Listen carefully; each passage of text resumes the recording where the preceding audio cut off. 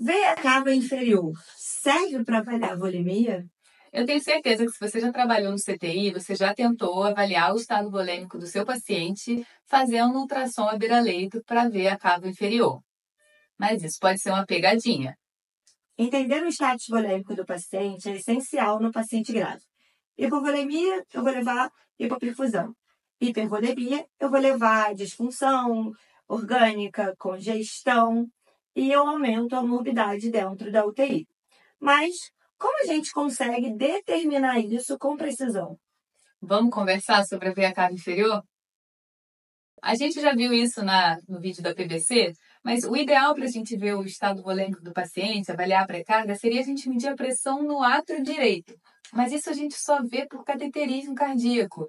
E aí é um exame invasivo, a gente não vai ficar fazendo isso com pacientes da UTI.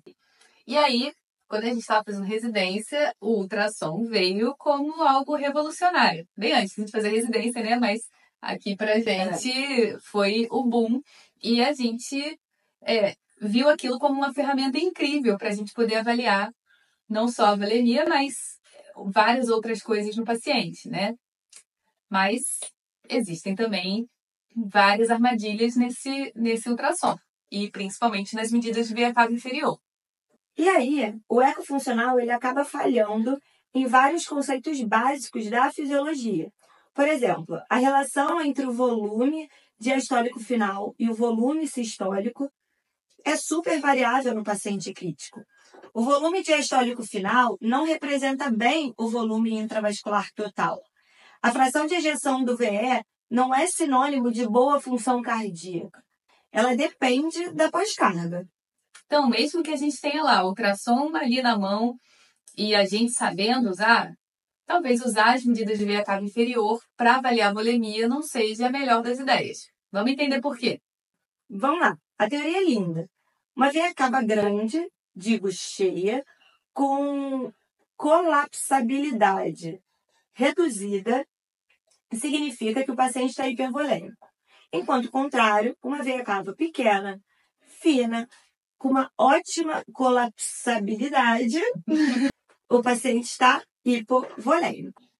Mas na prática é outra história. O tamanho da veia cava inferior, ela pode variar com a respiração, com a anatomia, com o examinador. Se você comprimir o probe demais, tudo isso vai alterar esse diâmetro. E além disso, a gente não tem exatamente um consenso entre os estudos sobre vários aspectos das medidas de veia cava inferior. Por exemplo, onde que a gente pode medir a veia cava inferior? Alguns estudos falam que a gente tem que medir ali perto da junção com as veias hepáticas. Outros estudos falam que tem que medir perto da junção cavo-atrial. Tem estudo até que fala para medir ali na janela axilar. Olha que loucura. E o modo N? Na prática pode parecer super legal, mas até quem pratica erra o ângulo. Porque quando você coloca o modo N, ele tem que estar super perpendicular ali à veia cava, senão dá erro nas medidas. Então, como a Caterine mesmo tinha falado, né? Você pode ter uma veia cava inferior falsamente vazia. Se você estiver colocando pressão demais no probe, ou se você tiver uma pressão intraabdominal muito elevada.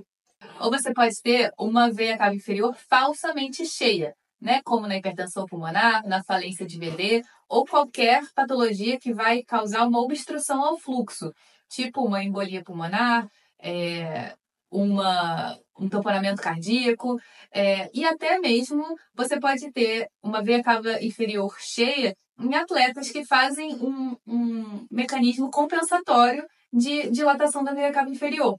Ou seja, muitos fatores que podem confundir. Outro detalhe, a gente não faz essa medida perto do diafragma, porque se a gente fizer a medida perto do diafragma, a veia vai parecer maior do que efetivamente ela é. Além disso, a posição do paciente também pode alterar. Se o paciente estiver deitado para o lado esquerdo, a veia cava parece menor. Se estiver para o lado direito, a veia cava parece maior. E o que a gente repete o tempo todo, né? Contexto clínico é tudo. A gente não precisa deixar de usar a veia cava inferior no nosso exame, mas uma medida isolada talvez não diga muita coisa para a gente. A gente precisa repetir o exame a cada intervenção que a gente está fazendo ou pensando em fazer. E quanto à responsividade ao volume, será que dá para usar a medida da veia cava inferior? Mais uma vez, né? Na teoria a gente tem veia cava inferior vazia, vamos dar volume. Veia cava inferior cheia, melhor a gente não dá volume, né? Mas a gente viu já em vários estudos que só índices extremos de colapsabilidade, por exemplo, maior que 40 ou menor que 15, que indicam uma responsividade ou não responsividade a volume. E isso é muito pior nos pacientes em ventilação mecânica. As interações cardiopulmonares mudam tudo e as diretrizes não recomendam usar para guiar volumes nesses casos. Em crianças, então, nem se fala. A elasticidade da parede torácica, da própria veia cava inferior, atrapalha ainda mais a interpretação. Então, o que a gente vai fazer com a veia cava inferior? A gente não vai jogar fora, a gente não joga nada fora, a gente aproveita tudo, né? A gente precisa saber interpretar e saber quais são as coisas que vão afetar a veia cava inferior, que vão deixar ela, podem confundir ela estar falsamente vazia ou falsamente cheia, para a gente não cometer erros de interpretação e poder usar ela para o bem, não para o mal. Então, lembre-se, use a veia cava junto com a avaliação clínica, avaliação da função cardíaca, linhas B, modo ventilatório e tudo mais. Lembre-se, só porque o paciente tolera volume, não significa que ele precisa de volume. Então, é isso. A veia cava inferior, como qualquer exame complementar, precisa ser complementar à nossa avaliação clínica como um todo.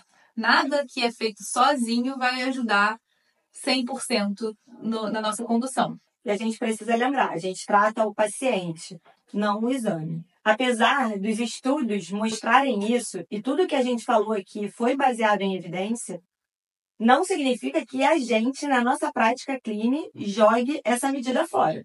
A gente usa basicamente todos os dias isso. A gente está falando isso exatamente para você, que como a gente usa todos os dias e pode estar propenso a esses erros de interpretação. A gente erra com frequência, a gente precisa estudar sempre para poder evitar esses erros. Então, mais uma vez, o exame é complementar à nossa avaliação clínica. Não use ele como medida isolada. E sempre correlacione com a função cardíaca. Isso vai te dar muito mais informação, muito mais contexto clínico. Então conta pra gente se essa também é a sua experiência, se você ficou revoltado aí com as coisas que a gente falou, se você vai defender a veia cava inferior até o fim. Segue a gente, porque aqui a medicina é simples, rápida e para ajudar você.